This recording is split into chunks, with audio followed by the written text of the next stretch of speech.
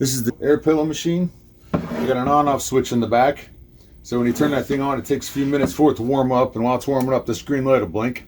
Got a fan control that controls the speed. Got a start-stop button. It comes with a roll of film, and this film has a large hole on one side and a small hole on the other, so it'll only go on one way. The way you set this up is pretty easy. You've got the air pillow itself, and then there's a chamber, a tube that runs down here. You just open up that tube on the bottom, slip it onto the nozzle. What I do is hold on to it, and you just wrap it around and through, and that's it. Once you get it through, you just press the start button, and it'll feed itself through and start making pillows.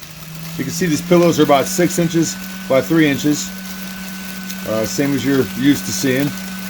And you can control the fan speed here if you want to go slower, if you want to go faster. As you can see, it's pretty easy to use. You just press the start button and let it go until you have the amount of pillows that you want. When you're done, you just tear it off wherever you want, and you're done. That's it.